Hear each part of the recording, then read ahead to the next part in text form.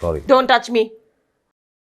মানুষ ঠিক বলে, সংসারে বউ পুরনো হয়ে গেলে স্বামীর কাছে কোনো দাম থাকে না। শোনো, সন্দেহ রোগটা ক্যান্সারের চেয়েও ভয়ঙ্কর। তোমার সেই রোগে পাইছে। এখন আমি যাই করি তোমার কাছে সন্দেহজনক মনে হয়। এখন থেকে কথা বলবাই। আমি মানুষটা সারাটা দিন ধরে কষ্ট করে তোমার পছন্দের সব খাবার রান্না করছি, তুমি তো খাবা না।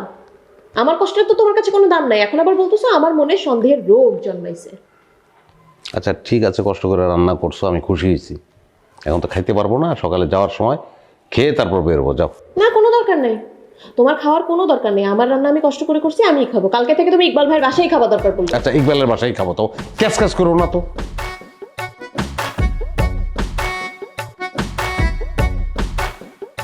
যতই চালাকি করো, তোমাকে আমি বসে আনবই।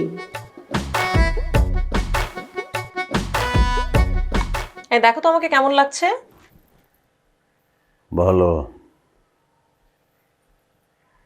আচ্ছা এই শাড়িটা কি পাল্টায় অন্য একটা শাড়ি পরবো? পাল্টাও। না থাক, তুমি বলছো সুন্দর লাগতেছে, এটাই থাক। হ্যাঁ এটাই থাক। না পাল্টাই ফেলি, কি বলো? পাল্টাও।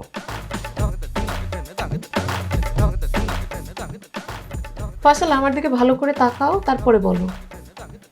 পাল্টাও।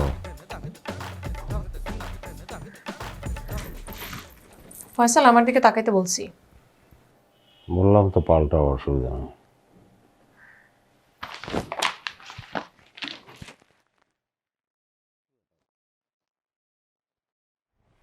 বইটা নিয়ে নিলা কেন?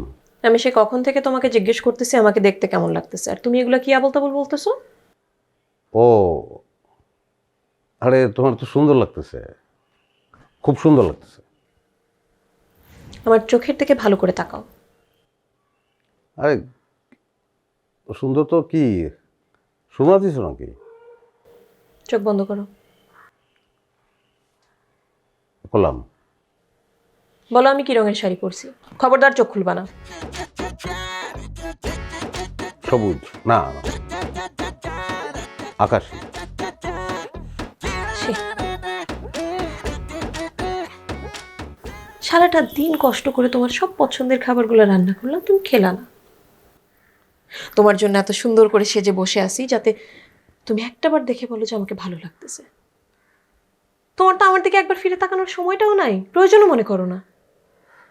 এমনকি কি রঙের শাড়ি পরছি সেটা পর্যন্ত বলতে পারো না।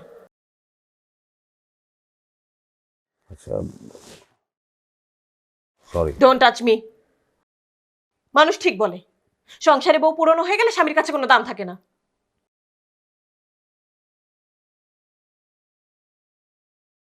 তুমি আমার ভুল বুঝতেছো, আমি আসলে আর একটা কথাও বলবা না তুমি। আমার জন্য তোমার মনে কি ফিলিংস আছে আমার বোঝা হয়ে গেছে। কিন্তু আচ্ছা আমি সরি, কোনো মানে হয়? আরে আমা আমা